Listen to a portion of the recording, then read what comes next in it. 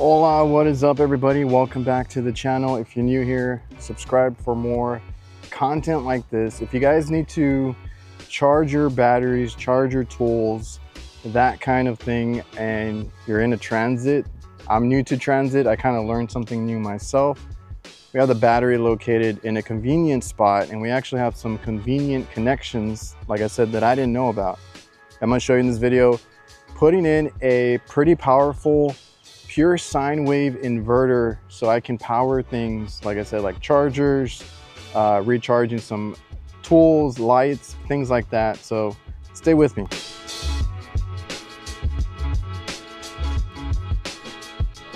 Also, if you guys are interested in some merch, this is the Everything is Fine shirt that just came out under the Nightwear brand, A2L certified.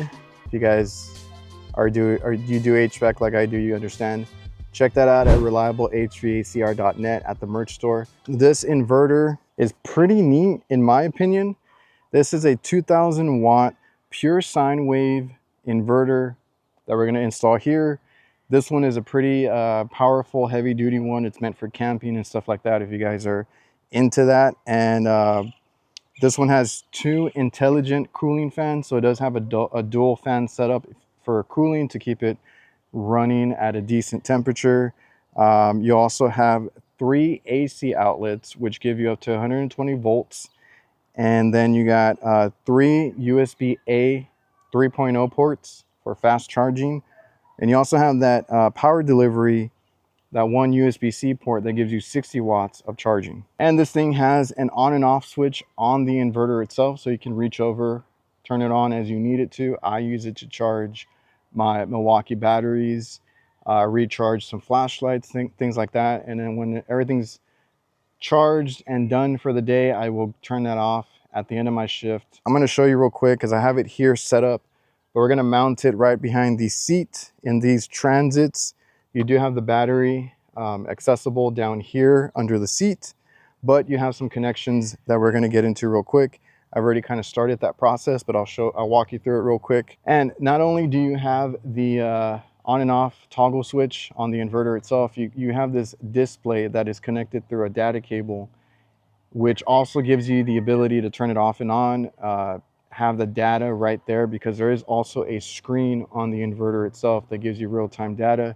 But you can have this separate display plugged in and have some controls if you want to, mount it to your dash or somewhere in front of you, and you have access to that.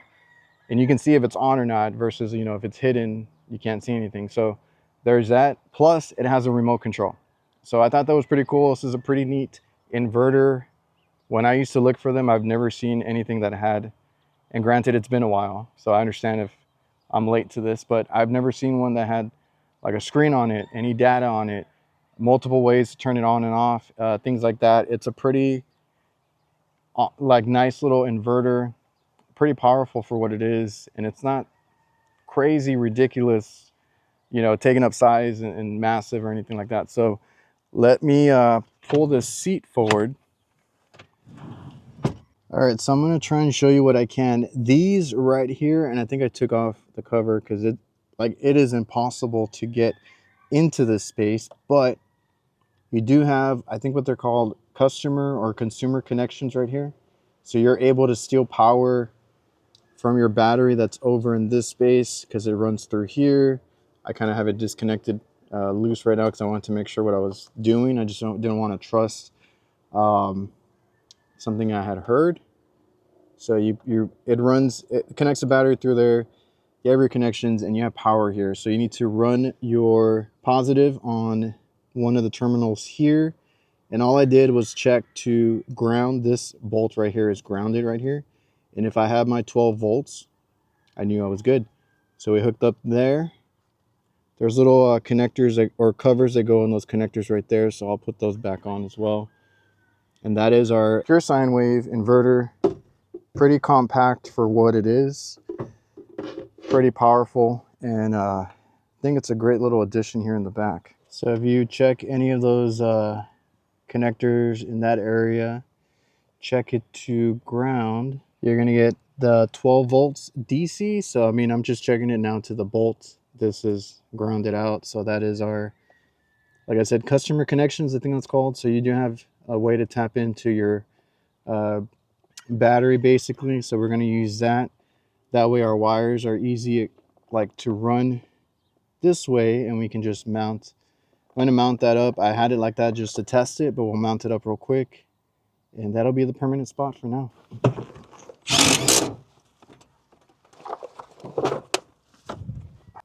All right, we're coming at you from the other side, and that is mounted. I just put it with 2 screws. Pretty easy to mount, not super heavy or anything. And now we have a permanent power solution right there. Let me turn on the switch. It's right here. And you get, like I said, some data right there. So it gives you the voltage that you're running, which is the 12 volts, and your output, because I do have a charger set up, is 122 volts right there. And any issues with your battery or output right there on wattage, it even shows you the temperature.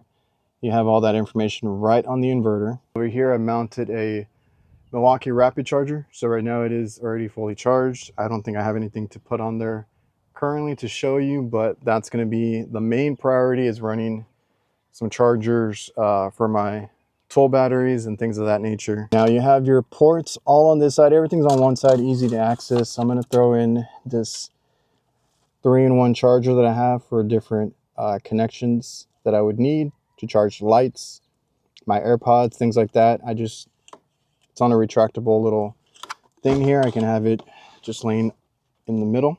And then this is the cool part. It's a little display for your inverter. You got one connection right there. You're going to throw the other one, and it comes with this cable. And now everything that I showed you over there on the inverter itself, you have access to that right here. You can also shut it off. That shuts or kills the power coming out of the inverter. The display turns off and everything. Turn it back on, and you have your inverter back up and running. Gives you the same thing, gives you the output, battery, and your wattage if you are using it. It's going to show you what wattage it's putting out. And yeah, you can turn the light off if you're driving at night, anything like that. This does give you the option to change the output, but I'll leave it at 120 for the stuff that I plug into. All right, quick demo. This takes the A23 battery type. I have some because it's in my garage door openers as well. I guess it has a little guard. So that's completely off. The inverter the switch is on. Turn that on. You hear the beep.